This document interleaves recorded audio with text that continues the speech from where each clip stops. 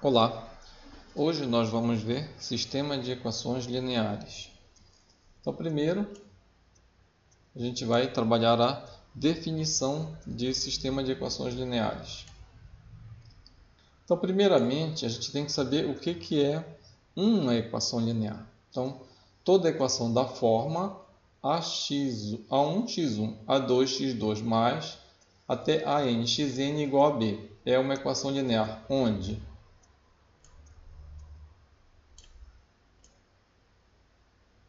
nós temos que x1, x2 até xn são as variáveis da equação, a1, a2, an são os coeficientes das variáveis e b é o termo independente. Mas a pergunta é, como é que a gente sabe que uma equação ela é linear? Então vamos só relembrar o que é uma função linear para a gente compreender o que seria uma equação linear. Então no caso aqui, nós podemos... Vamos só relembrar aqui o que é uma equação linear. Então, nesse caso aqui, podemos escrever aqui que uma equação linear é toda função, por exemplo, f de x igual a uma certa constante, um escalar, vezes a variável x. Então, toda vez quando a gente tem uma certa variável vezes um número, nós dizemos que esta aqui é uma função linear.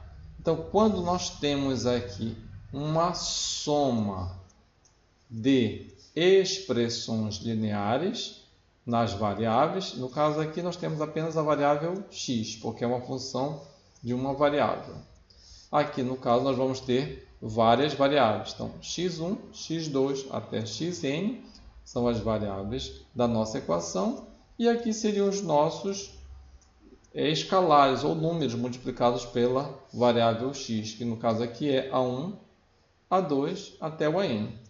Igual, porque para que a gente tenha uma equação, nós precisamos da igualdade, igual a um certo número, foi chamado de b. Então, isto aqui identifica o que é uma equação. Então, quando a gente tem um conjunto de equações, tá? Então, um conjunto de equações, aí nós vamos chamar isso de sistema de equações lineares. Então, um sistema de equações lineares genérico com m equações e n variáveis pode ser escrito como... Então, vou colocar aqui de forma genérica. Então, dá para verificar que a gente tem uma equação aqui. A gente apenas, para identificar, a gente colocou a primeira equação, o índice 1, aqui no escalar, no valor que está multiplicando a variável, né? Para a segunda equação, o índice 2 aqui, para identificar a linha ou a equação. Então, a mésima equação, o índice é m aqui. Então, o segundo índice vai ficar relacionado à variável ou à coluna. Então, nós temos a primeira variável, ou seria na coluna 1, o índice 1, e assim por diante. A variável x2 e o segundo índice relacionado à coluna 2. Agora vamos para a solução e classificação de um sistema de equações lineares. Então, quando a gente tem um sistema de equações lineares, a gente tem a solução de um sistema. O que é a solução de um sistema? Então, a gente tem a solução de um sistema de equações m por n, ou seja, m equações e n variáveis, é uma n-upla ordenada de números, x1, x2 até xn, que satisfaz todas as equações do sistema. Por que n-upla? Quando a gente tem um sistema, quando tem duas variáveis, a gente diz que a solução é uma dupla. Quando a gente tem um sistema com três variáveis, nós temos uma tripla e assim por diante. Tá? Então, de forma genérica, a gente vai chamar de n-upla a solução de um sistema. Qual é a classificação? Então, nós temos aqui um sistema de equações lineares genérico. Aí, em princípio, nós temos duas opções. Primeiramente, você tem ou não tem solução para esse sistema. Quando você tem solução, a gente diz que o sistema ele é possível. Quando não tem solução, a gente diz que o sistema ele é impossível. Então, vou colocar aqui a legenda, né? Ou seja, quando que um sistema é impossível? Que não existem valores que você substitui as variáveis do problema, de x1 até xn, que vai satisfazer todas as equações. E quando o sistema é possível, é que você tem solução. Aí, a partir daí, nós temos também duas opções. Ou uma única solução, ou infinitas soluções. Quando a gente tem apenas uma solução, a gente diz que o sistema é possível determinado, ou seja, apenas uma n-upla. N valores, né? Um para x1, um outro para x2 e um outro para xn, ou seja, apenas uma solução. E o sistema possível indeterminado, quando você tem infinitas soluções para o sistema de equações lineares. Vamos partir agora para a resolução desse sistema de equações lineares, e um dos processos comumente usados é o processo retroativo de substituição. Esse processo ele consiste, dependendo como estiver a estrutura do sistema, você vai encontrando o valor de cada variável, no caso seria das últimas, que tem maiores índices, e vai retrocedendo até encontrar o valor da primeira variável. Vamos pegar aqui um exemplo, né? Vou pegar um exemplo onde o sistema ela tem esta característica aqui. Eu coloquei um exemplo onde nós temos 4 equações e 4 variáveis. Já está bem estruturada a forma como está o sistema. E a gente consegue observar que seria, através da última equação, seria fácil de encontrar o valor da variável x4. E a partir dela, se você tem o valor da variável x4, você pode substituir na terceira equação, e aí nós teríamos apenas a variável x3 nesta equação aqui, e seria uma equação do primeiro grau, resolveria de forma similar à anterior. E aí você teria o valor da x3, encontrado aqui nessa terceira equação, e a partir daí nós teríamos a x3 e x4, substituiríamos na equação de número 2 para encontrar o x2. E assim, de forma similar, para encontrar o valor do x1. Então, nesse caso aqui, nós teríamos a última equação, 4x4 aqui, né? Vamos pegar um... Então, nós temos aqui, né? 4x4 aqui, né? E resolvendo, ficaria x4 igual a 1. Esse x4 a gente vai substituir na penúltima equação, ou na terceira. Então, ficaria assim, né? Então, nós temos aqui a penúltima equação. Então, nesse caso aqui, 4x3 mais 3x4 igual a 3, que seria esta equação. Como é que a gente vai resolver?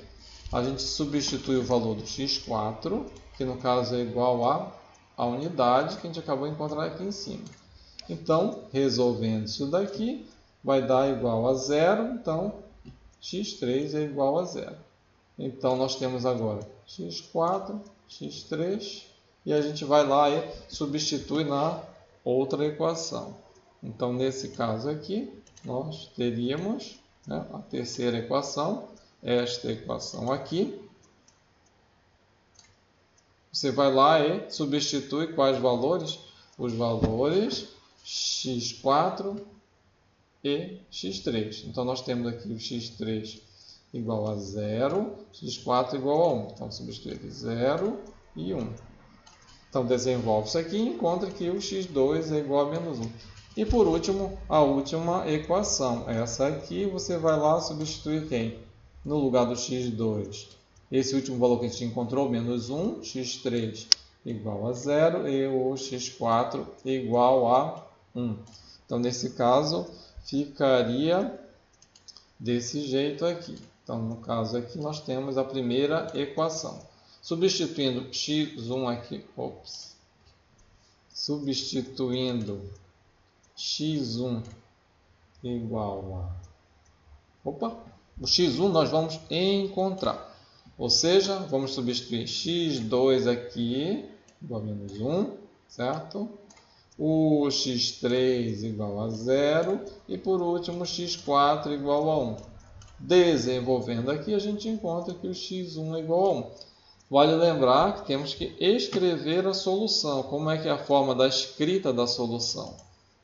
A escrita da solução é sempre um conjunto S de solução igual a... Aí você escreve, né, chaves aqui, abre parênteses e escreve as ANU na ordem. Ou seja, se as variáveis foram determinadas como x1, x2, x3 e x4, é óbvio que o primeiro valor é para x1, o segundo para x2, o terceiro para x3 e o quarto para x4. Aí nós temos a solução, que no caso seria um sistema possível determinado, apenas uma solução.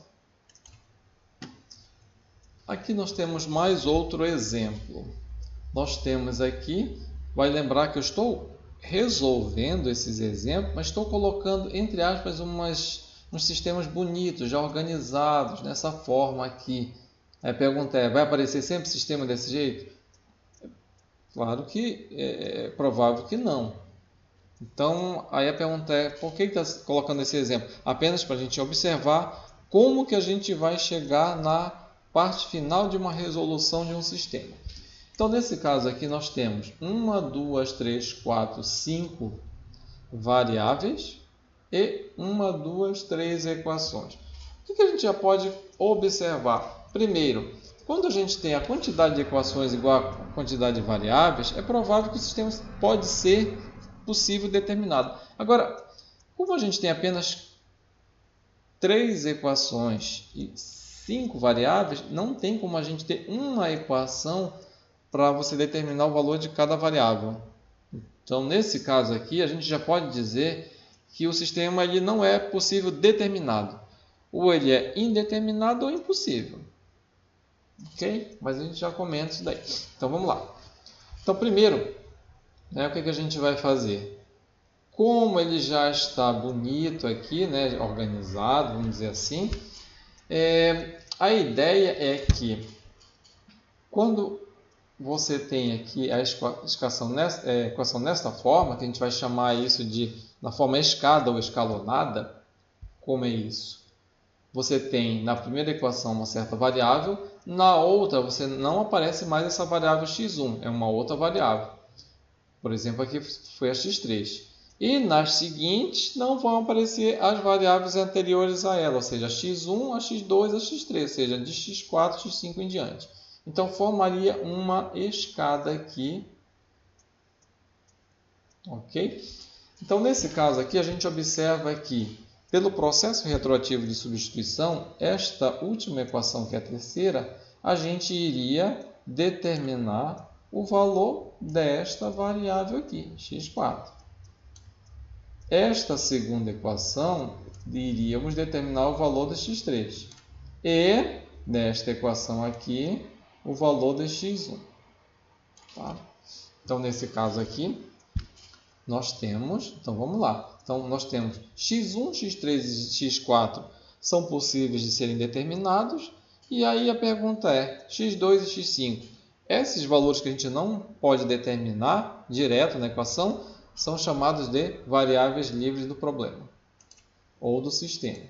Então, nesse caso aqui, começamos identificando as variáveis do sistema de equações lineares. Ok? Então, aqui aparece x1, x3 e x4 para serem determinadas. As outras são chamadas de variáveis livres.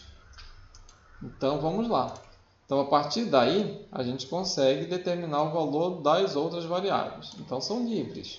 Ou você vai chamar x2 de próprio x2, ou dar um outro valor qualquer, alfa, por exemplo, e x5 do mesmo jeito. Você vai chamar de próprio x5 ou um beta, por exemplo. Tá. Eu gosto de deixar o valor da própria variável, tá? O mesmo nome. Então, a última equação aqui, você vai determinar o valor do x4.